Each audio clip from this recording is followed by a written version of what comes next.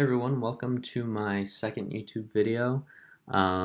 If you haven't seen my first, go check that out so that you can see the process of how I did the grayscale portion of this digital painting. Today I will be going over the coloring portion. To start out, I just made a layer above the grayscale layer and I set it to color mode. Now what that does is that preserves any of the values underneath it, the values that show through from what I have set as layer 3, and that is the grayscale layer. But you can then change the hue and chroma. So when we're working in color, I like to keep it simple in terms of separating out the values, chroma and hues, so that the color mode actually allows you to simplify it because you don't have to think about the values, which you've already done. You could just think about the hues, and then after that you can focus on the chroma. So right now I'm just kind of blocking in some things, the colors that I want with a soft airbrush. I use the opacity airbrush that it's pressure sensitive. That way it kind of gives you a little bit more control with what you're using. And as you can see here, I'm just playing with some color balance in order to fix things if needed, which I didn't really do much. And I'm playing with some brushes here, but I end up just completely resorting to the airbrush later on because it really is the best when you're trying to get really smooth transitions and even some hard edges. I talked about that a little bit in the grayscale video, and I end up using it even more so here. But to start out, you could see I used kind of this interesting range of colors. Now the reference photo I was working off of has a lot of these colors in it. You have this really warm, vibrant orange-red lighting coming from the left of the piece, acting almost as like a rim light on all these two characters or figures. And then you have more of a natural lighting setup on the other side. And then of course you have this dark area in the middle where they meet. And that's where all the shadows are. I really love that lighting setup because it gives it this extra dimension, and you really don't see that dimension as prominently in the grayscale, unlike when you see it with the colored version. That's kind of why I like this colored section so much. But as you can see, you kind of have some of these green tones in the skin.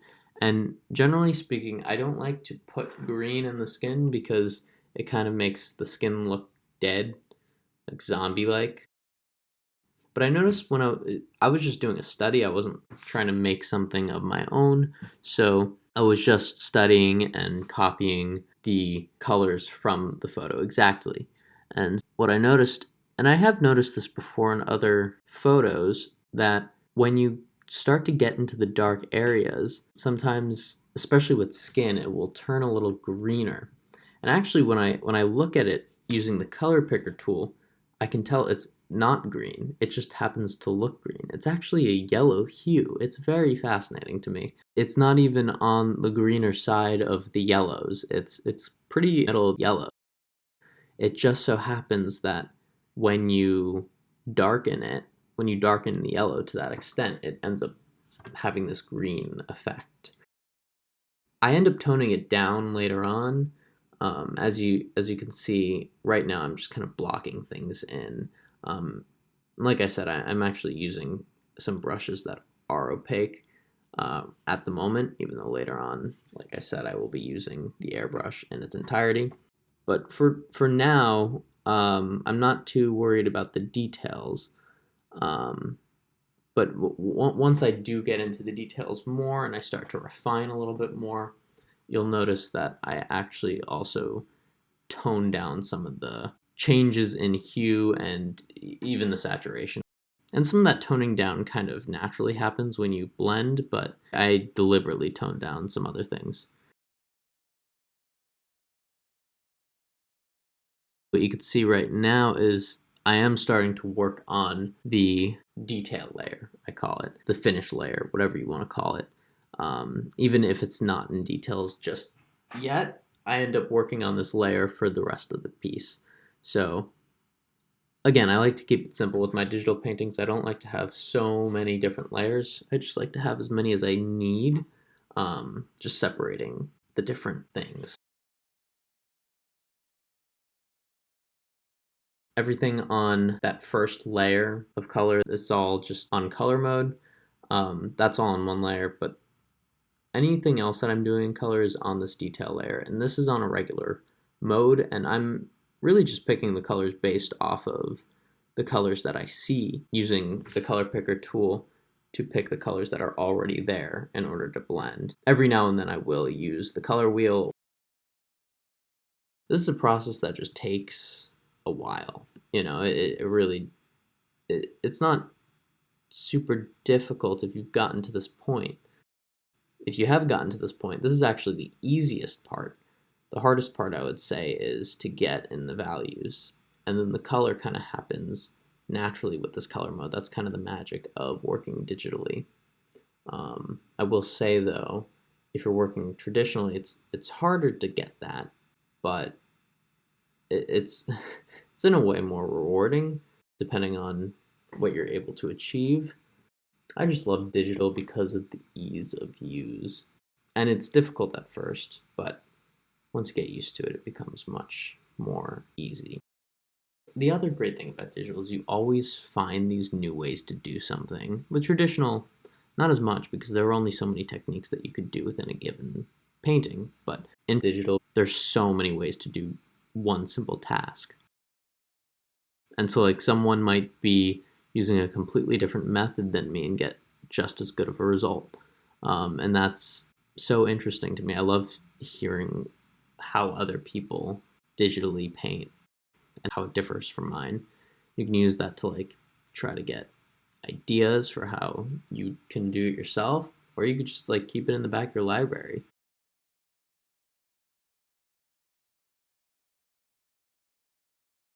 I will say that there is something that I've noticed, and I don't know if anyone else has this problem, but in Photoshop sometimes um, when I'm using the soft opacity airbrush with the pressure sensitivity on, sometimes the pressure sensitivity automatically goes off, and this also happens with some of my other brushes, the ones that have the pressure sensitivity.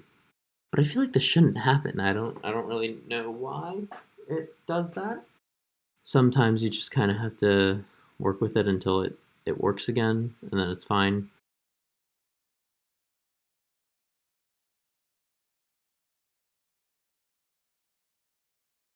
I don't really have much else to say about this piece, because from now until the end, it's just me working at it little by little, chipping away at it, and refining it more and more.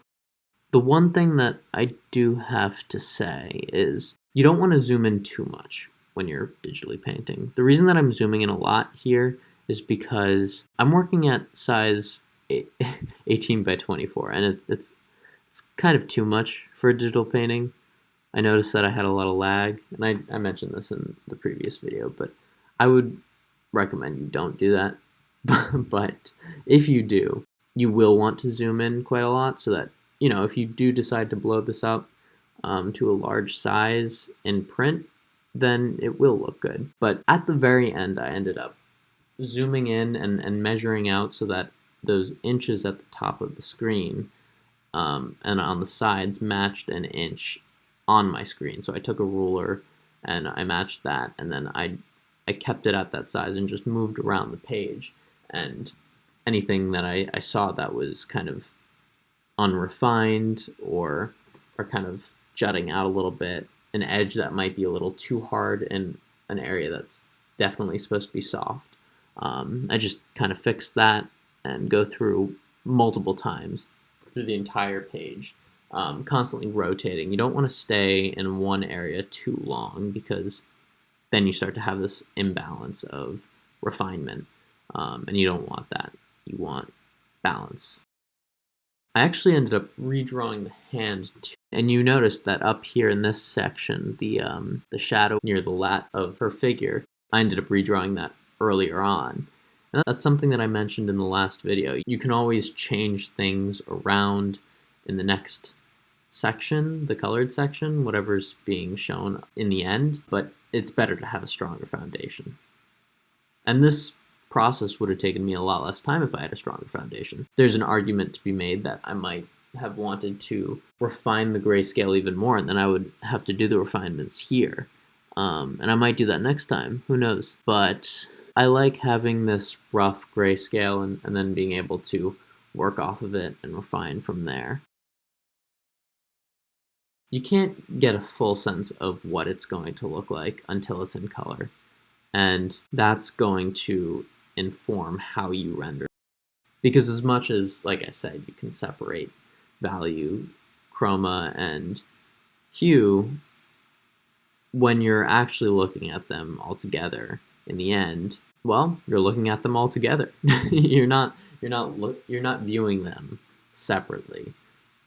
So I think that's important to take that into consideration in the end. Try to separate it out to start, and then focus on it holistically at the end.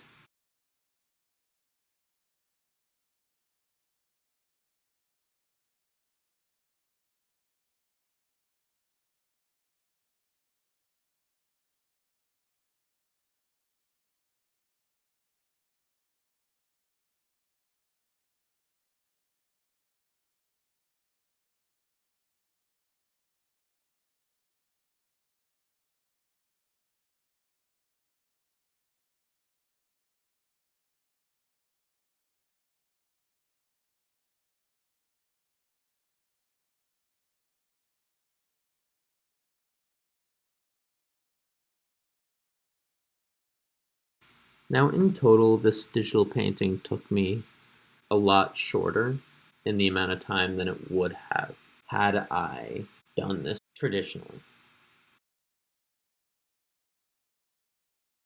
Let's say I was doing a painting. This might take me 4 weeks. But digitally, it actually only took me 9 hours.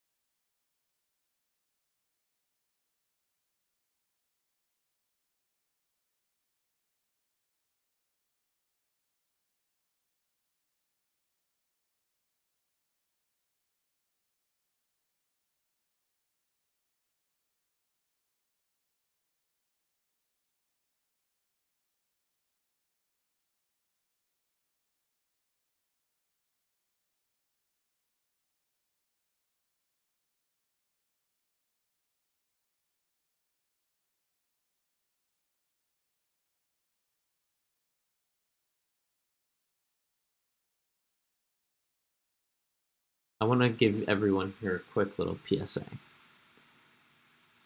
Back all of your artwork up as quickly as you possibly can, because I made the mistake of, waiting till my birthday to get this external hard drive.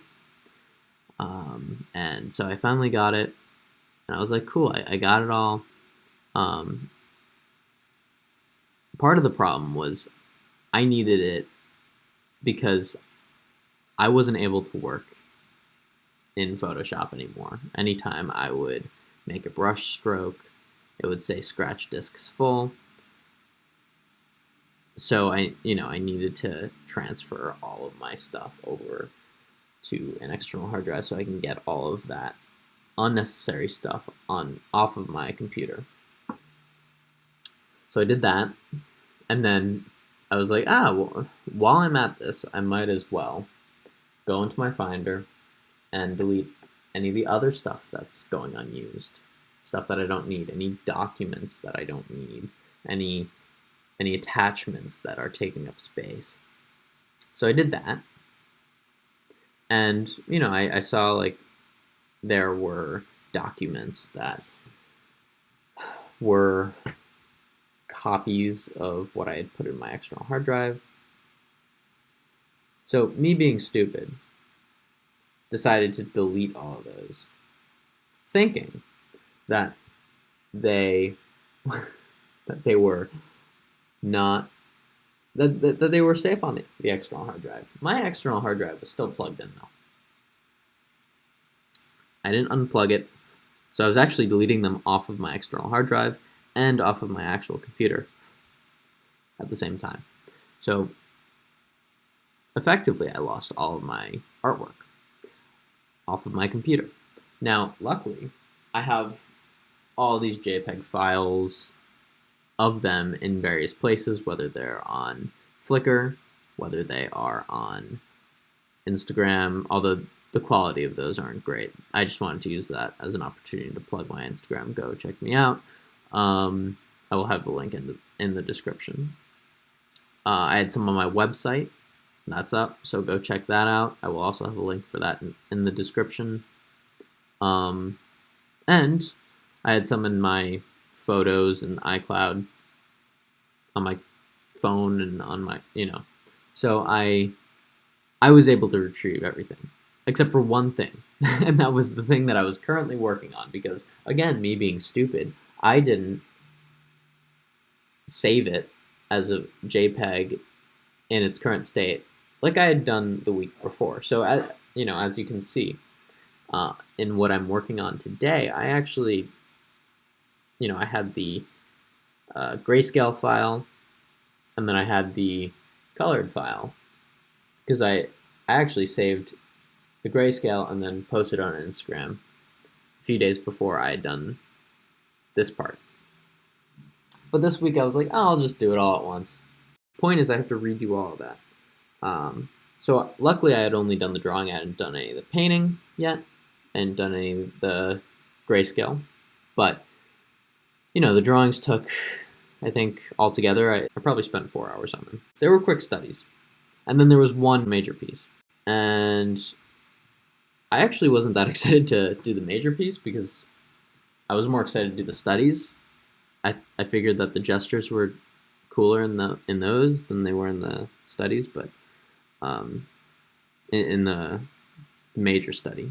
But yeah, I'll just have to redo them. So lesson is, when you are backing up to your external hard drive, and you should do it as soon as you can so you don't have to deal with things not working, back it up, unplug the external hard drive, of course eject it first, don't just unplug it, and then delete things off of your computer with your external hard drive separated from your computer. That's my little PSA. I hope that saves some of your lives, because, yeah, that was a great way to spend the day, just searching for hours for all of my stuff in all these various places, trying to get it onto my computer, and still having not made up those drawings. So that was my quick little rant, because that's on my mind. That's kind of why I'm all jumbly today. I'm going to try to edit out as much as I can of my blabbling, but if I can't, that's why. Okay, so now that I've said all that, and we are coming closer to the end with this piece, you can see I'm starting to actually put in some of these details, so I started to get fun with the hand. I had a lot of fun with that hand, actually. And, you can't see it now, but I had some fun with the knee, her left knee, the one on the right side. I actually went into it again and, refined it even more. But I really had fun trying to get down what the knee looks like, because knees are really oddly shaped. So, it's really fun to just go in and see see what they look like, and observe them objectively. So yeah, effectively, this is me changing the drawing during the color. Um, and sometimes, like I said, it's easier to understand what's actually happening when you have all of these three things working at once. The other thing that I want to talk about with regards to the color and finishing stages is the relationships other than the ones that we talked about in the Greyscale video. So, I mean, I kind of mentioned them all, but I want to talk about them a little bit more because now we're dealing with some more of them. So in the Greyscale video, I talked about how you have these value relationships, and that's what I was focusing on in that video. So I won't talk about that as much now, but of course you have hue relationships. We talked a little bit about that, how the yellow in the skin kind of looks green because it's a darker shade of yellow.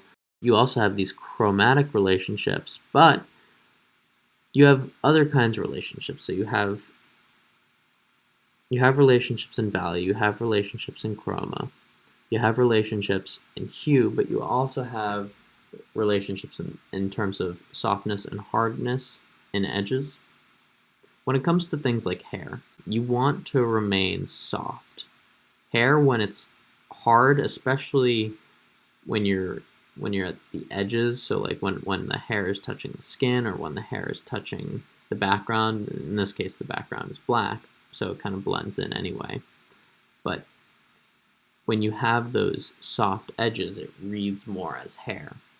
I have a few strands here and there flaying out, but I tried to keep them all pretty soft.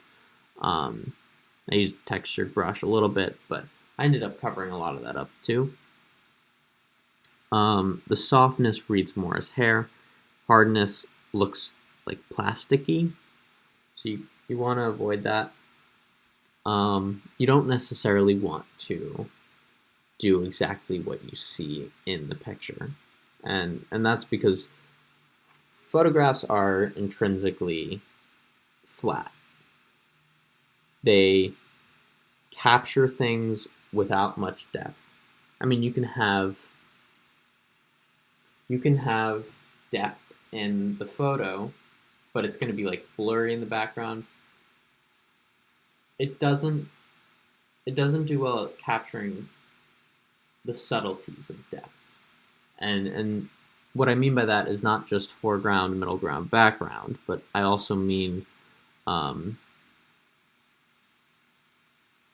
the depth of the nose versus the depth of the ears. And what I mean by that is if a nose is coming out of the picture plane, if it's in the center, if you want it as your focal point, and you want to show that it is three-dimensional, and it is being foreshortened, that is going to have more sharpness than a soft edge slightly further back with the ears, where the ears, you don't want to pull as much attention, and you want to convey that they are further back.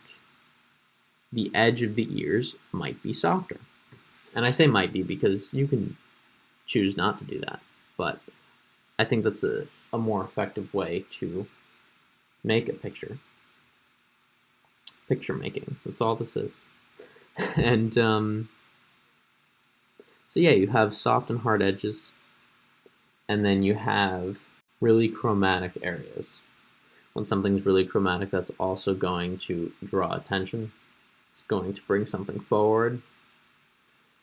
And something that's duller or grayer will recede back. Now, it doesn't just have to be duller or grayer.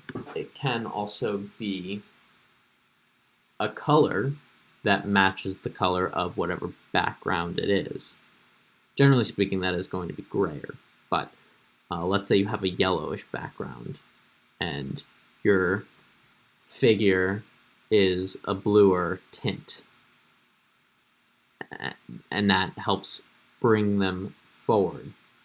you might have something in the middle ground, an object that is slightly yellow, but also at a bluer tint. Now, it just so happens that that might end up being greenish, or that might be grayish, depending on how you want to do it. But yeah, the color wheel is interesting. There are quite a number of ways to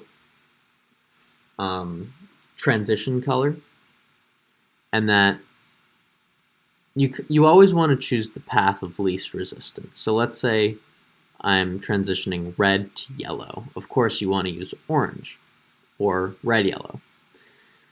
But if you're going red to blue, you might not necessarily want to go red to yellow to green to blue. You might want to go red to purple to blue.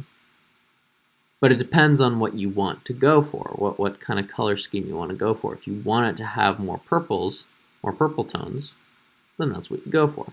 If you want it to have that greenish tone, maybe like a teal blue, maybe go in that direction.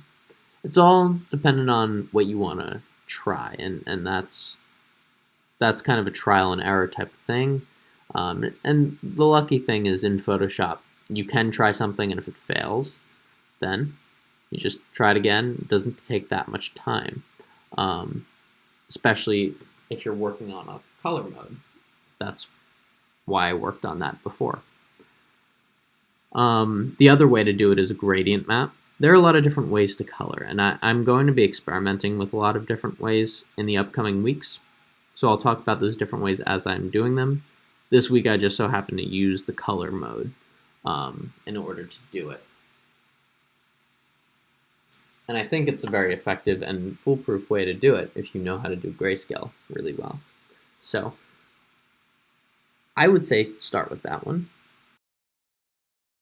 The other thing about the color wheel that's interesting is, let's say you choose the color that, when I say red, what probably pops into your mind is the red that kind of comes up in Photoshop as like the default red, the default color, really. And that's kind of where the, it's just like the perfect red. Not orange, not purple in any way, just exactly in the middle. And the funny thing is, if you darken that, or if you lighten that, it will actually change the way that you perceive it. It will almost appear as if it's changing hue when it's not. And I don't fully understand the reason for that. I think it just has to do with the way we perceive color. Again, this is what I was talking about with the yellow, where the yellow seems greener when you darken it. When you darken regular red, it seems to be slightly purpler. And when you darken a blue, it also seems to be slightly purpler. I have to do more like research about all that, but I'm very curious to kind of discover all the secrets. So go back to what I was talking about a little bit before. With certain areas that you want to de-emphasize, you will airbrush them so that they have a softer transition.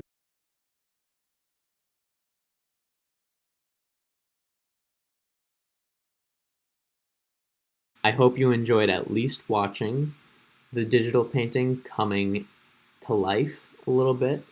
I'm really excited for the future, the upcoming weeks, because of what I was able to do in this piece, and what I kind of have lined up for the next few weeks. So stay tuned. I'm really excited to do it, and I hope you guys are excited to watch it as well. So please, if you can, and I know you can, like and subscribe this video, turn the bell to get notifications if you're interested in that, and share this around if you can.